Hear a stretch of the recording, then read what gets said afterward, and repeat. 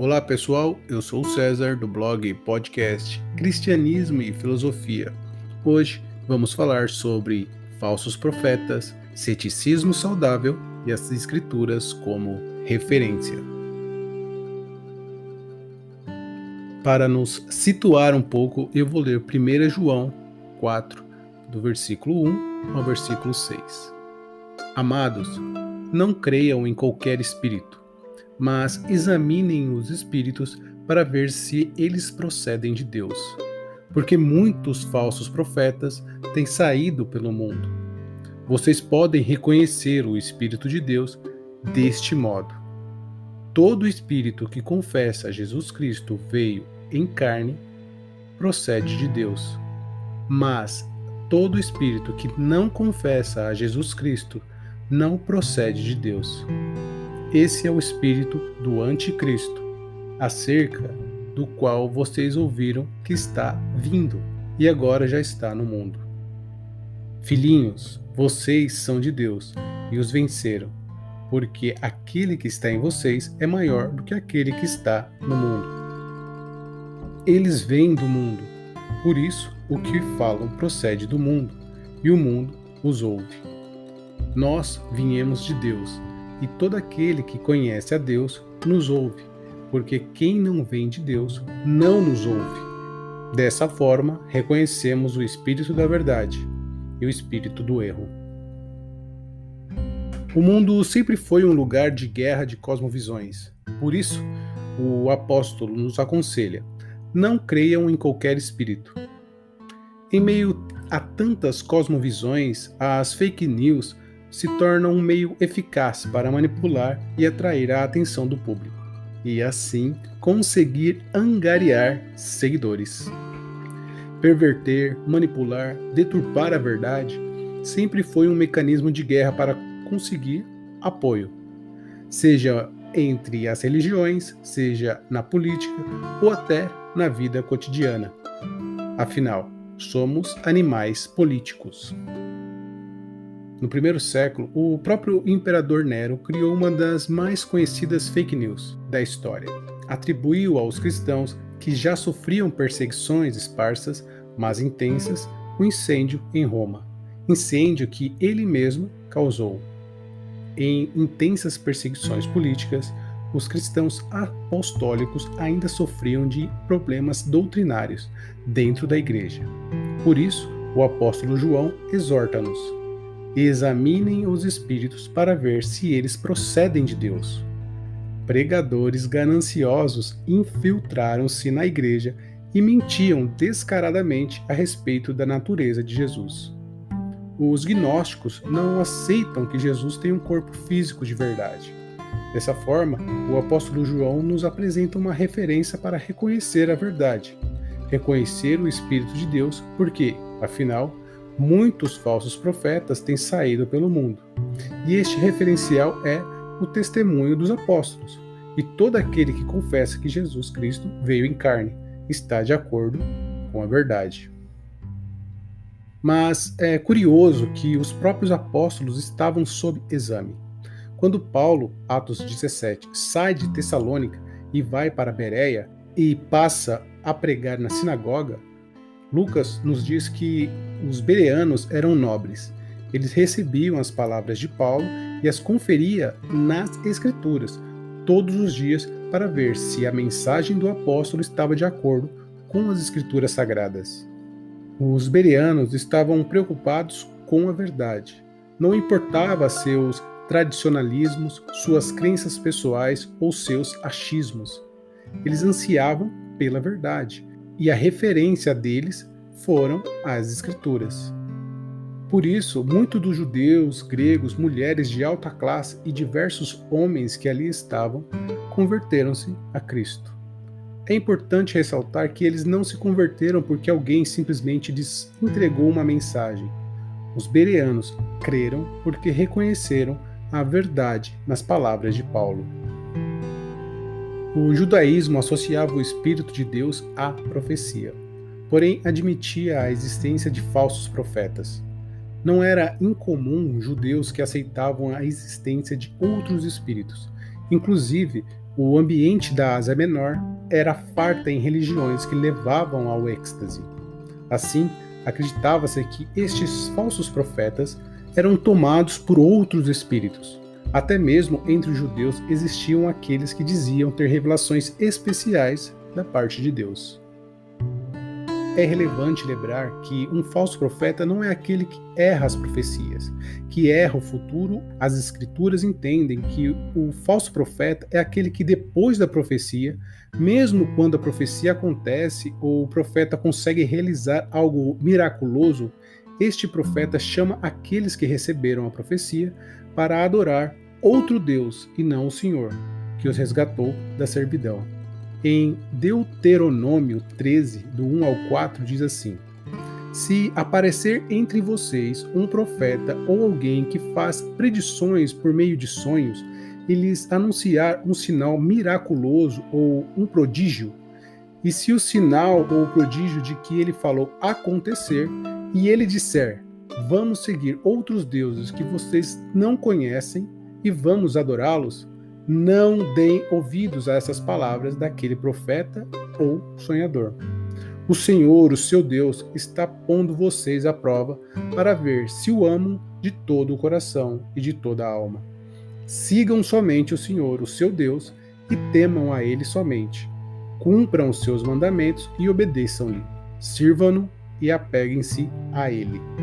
É notável que João não nega a inspiração desses falsos profetas ou falsos mestres. O que o apóstolo João nega é que essa inspiração é de Deus. Mas o problema não era novo e nem é nos dias atuais. Reivindicar estar falando em nome de Deus é comum. O próprio apóstolo João apela para a sua autoridade apostólica quando diz: Mas quem não vem de Deus não nos ouve. Mesmo Paulo sentiu a necessidade de usar a sua autoridade apostólica. 1 Coríntios 10, 13. Porém, esta autoridade existe porque os próprios apóstolos estão sujeitos, reconhecem o Espírito da verdade, que é Cristo, como afirma João, e o apóstolo Paulo ainda afirma que ninguém chama de Senhor a Jesus Cristo se não for pelo Espírito. Por isso, os apóstolos pediam discernimento, pediam um certo ceticismo sadio. Quer dizer, não podemos aceitar qualquer inspiração que se diz de Deus. É necessário examinar os espíritos para ver se eles procedem de Deus. Os filósofos céticos, em última análise, não professam nenhuma doutrina, já que preferem não adotar nenhuma opinião. Os céticos não aceitam nenhum sistema. O ceticismo é, resumidamente, uma atitude mental, o que chamam de disposição do espírito, que compreende a impossibilidade de chegar a qualquer certeza, como se as certezas ou as verdades não estivessem à disposição dos homens, ou não pudessem ser encontradas. Porém, não excluem, pelo menos a princípio, a eventualidade da descoberta. Os céticos, podemos dizer, são aqueles que se abstêm de formular opiniões dogmáticas em questões, como eles mesmos dizem, obscuras. Os céticos negam igualmente a afirmação e a negação. Dessa forma, o ateísmo, por exemplo, é contrário ao pensamento cético. Não há qualquer afirmação ou negação. Os céticos sempre são inclinados à dúvida.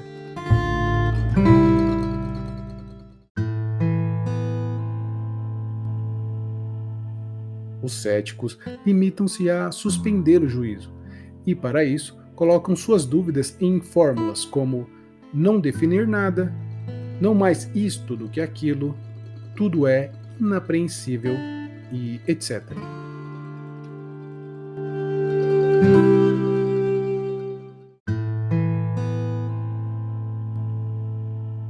Porém, como é possível perceber, é impossível viver uma vida de dúvidas o tempo inteiro. É impossível viver uma vida prática com essa fórmula. O próprio Sexto Empírico, filósofo grego, reconhece que esta fórmula não deve ser tomada como categórica ou absoluta, como um estado de espírito. Assim, uma relação saudável do cristianismo com o ceticismo filosófico está na origem da palavra cético, que é examinadores e investigadores. O cristianismo, em filosofia, é o que chamamos de dogmática. Acredita na verdade absoluta, reconhece que há princípios indubitáveis. Para o cristão, a verdade foi revelada, por isso é tão necessário ter zelo genuíno pela verdade. A verdade deve repousar no espírito cristão. E por reconhecer a verdade revelada, que o método cético é útil. O ceticismo nos serve como método, não como uma disposição do espírito para a suspensão do juízo. Pelo contrário, nos serve como um mecanismo para nos desviar dos falsos mestres, dos falsos profetas, daqueles que se autoproclamam a voz de Deus, mas estão distantes das Escrituras Sagradas. É necessário examinar, investigar, como faziam os bereanos, para que o verdadeiro evangelho puro e simples seja exaltado, para que seitas, heresias e falsos mestres ou falsos profetas dentro da verdadeira igreja de Cristo sejam desmascarados. E para isso, investigar e examinar, é necessário zelo pelas escrituras sagradas, para que o simulacro da verdade seja desencorajado à luz da verdade. Era contra falsas ideias que o apóstolo João lutava. Alguns judeus negavam que Jesus é o Cristo. Outros aderiram a doutrinas docéticas, negavam que Jesus tem um corpo físico, negando a humanidade de Jesus e, consequentemente, a morte e a ressurreição. Para João, esta é uma heresia fácil de ser combatida, porque o apóstolo esteve com o Senhor pessoalmente. Viu com seus próprios olhos, ouviu suas palavras, suas mãos tocaram o verbo da vida. Outros ainda entendiam que Jesus era um profeta como João Batista, por exemplo. De qualquer forma, os sectaristas estavam reivindicando inspiração divina, como fazem muitos grupos hoje. O mundo sempre foi uma guerra de cosmovisões. Dessa forma, aqueles que o Espírito repousa sobre a verdade, temos obrigação moral de uma disposição cética quanto a autoridades religiosas, como fizeram os bereanos. Eles não se impressionaram com a figura de Paulo e Silas, nem com discursos. Os bereanos não estavam preocupados nem com a própria tradição religiosa, nem com o status social. Eles estavam preocupados com a verdade. Será que o que está sendo dito nos púlpitos está de acordo com a verdade revelada? Será que temos colocado os profetas à prova, como nos aconselha o apóstolo Paulo, 1 Coríntios 14, 29? Sola Escritura custou caro aos reformadores. Perseguições, vida na clandestinidade, guerras, intolerância, etc, etc. Será que depois de 500 anos da Reforma temos honrado essa tradição? Somente as Escrituras? É triste ver gente metida em todo tipo de seita somente porque o sujeito fala bonito ou tem umas profecias boas. Não questiona nada, não se pergunta se é verdade o que está sendo dito, se está de acordo com as Escrituras, simplesmente acatam. Às vezes por preguiça, às vezes por ingenuidade mesmo, mas de qualquer forma está no engano. Às vezes acredita que ser sincero em suas crenças é o suficiente, quando na verdade ser sincero simplesmente o faz sinceramente errado. É necessário buscar a verdade. Em uma sociedade cada vez mais pluralista, a falta de senso de responsabilidade com as verdades cristãs pode nos custar caro, como já vem acontecendo. Bom, pessoal, por hoje é isso. Eu gostaria de agradecer a todos. Se você estiver no YouTube ou no Instagram, curta e compartilhe o nosso vídeo. Se você estiver ouvindo o podcast por algum dos nossos agregadores, assine o nosso conteúdo. E lembrando que se você quiser a transcrição do áudio com todas as referências, estará no nosso blog Cristianismo Filosofia, tudo junto, cristianismofilosofia.com.br. Fiquem todos com Deus, até a próxima e tchau!